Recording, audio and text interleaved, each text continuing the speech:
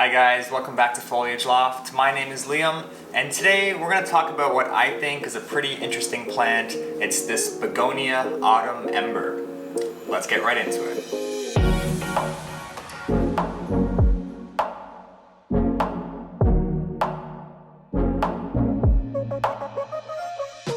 So last weekend I headed to a local plant shop called the Secret Garden Boutique in Guelph, Ontario, and I found this really incredible plant.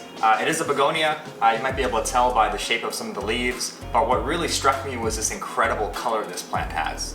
So I'm a really big fan of the fall time. It's one of my favorite times of the year, and this plant, it's like a little piece of autumn that you can keep in your house all year long. And after seeing this plant in person, I knew that I had to add it to my collection. And this is only the second begonia I've ever purchased. I'm still pretty new to that family of plants. I have a Begonia maculata that I really enjoy, and that one is actually just starting to flower for the first time. But you can probably see that this Begonia Autumn Ember is quite a bit different from the Begonia maculata that I have. So in this video, I'm going to talk a little bit about what makes the Begonia Autumn Ember just so unique and so special. I'm not going to be able to give you guys my own experience in caring for this plant, but I will share with you what I've learned about the care requirements so far at the end of this video.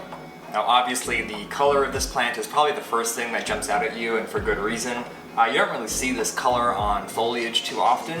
Obviously in the fall time you'll see it on the dying leaves of the trees, but yeah, this color is just so unique for the foliage.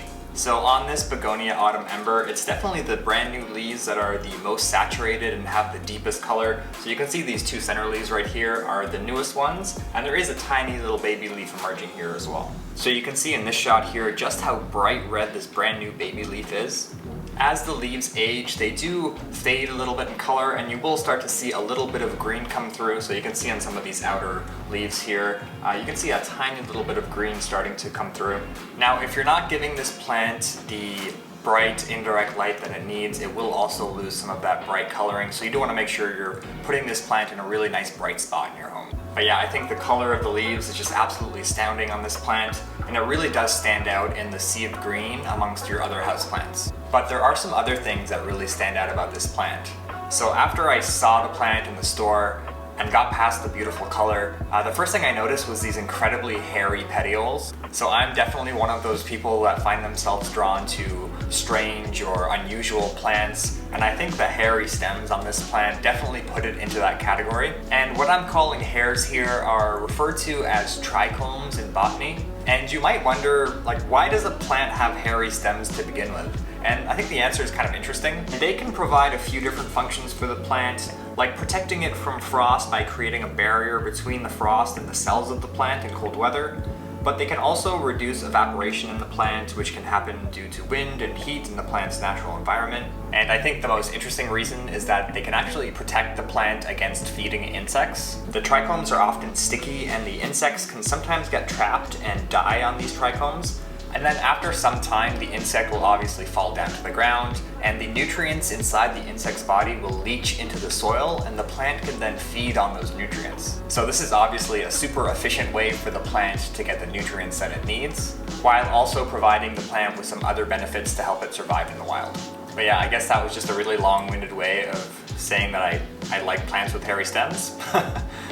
Yeah, it's just really like odd and interesting, and I'm really drawn to that. I think it's really cool. And you can even see a few hairs on the leaves of this plant as well, which I think just adds to its interesting appearance.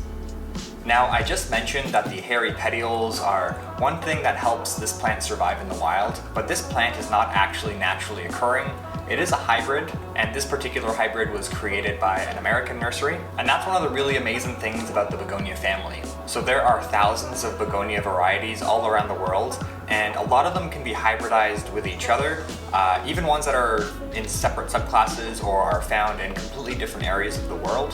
So really the possibilities with begonias and hybridization are almost endless, and people are still creating new hybrids all the time. The Autumn Ember is a rhizomaceous cultivar of begonia, so these leaves do sprout from rhizomes below the soil, quite different from my Begonia maculata, which is a cane begonia. And cane begonias have a very different growing pattern from this, and they have more of a traditional root system, I guess you could call it.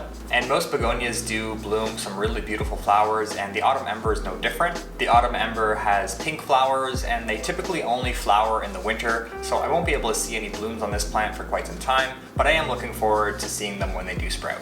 So now that I've rambled on about the wonderful appearance of this plant, I want to quickly talk about how to care for this plant. And again, I'm just basing these care requirements off of what I've read about this plant. I've only had this plant for a week now, so I can't really share my own personal experience. And most begonias are pretty easy to take care of in general, and this Autumn Ember is no different. Like most begonias, you'll want to allow the soil to mostly dry out before watering again. And once the leaves of your Autumn Ember start to wilt a little bit, it's a good sign that it needs some water. In terms of sunlight, you're definitely going to want to provide it with some really bright indirect light, and some direct sunlight is actually beneficial for this plant as well, and it's going to help to keep that really bright color. If this plant doesn't get enough light, it will get a little bit leggy and it won't look as good, so I'd recommend placing this plant in a south or west facing window if possible. For your soil mixture, you definitely want something that's going to be porous and well draining, and you also want something with a neutral pH balance if possible. So these plants aren't super heavy feeders, but you'll still want to provide them with some light to moderate fertilization in the growing season. Just don't be too heavy-handed with your fertilizer, because that can also make this plant become a little bit leggy. And begonias in general are also pretty resilient to any kind of houseplant pests too, so you probably won't have to worry too much about that. But one thing you do want to avoid is getting the leaves wet, because they can get a powdery mildew on the leaves if they get damp. So when you water, just be careful and make sure you don't get any of that water on the leaves. And begonias like this are typically found in pretty hot and humid environments, so you definitely want to keep the humidity around this Begonia Autumn Ember at least 50%, if not a little bit more. So for me, this plant just checks all the boxes. It's beautiful to look at, it has some weird and interesting attributes, it's inexpensive, it's easy to take care of, and I think the name Autumn Ember is just really pretty, and I'm all about a cool plant name. But I think that's going to be it for the introduction to this Begonia Autumn Ember. I hope you guys enjoyed the video. If you did, please make sure you hit that like button down below and consider subscribing to my channel if you like this content. Thank you guys so much for watching. See ya.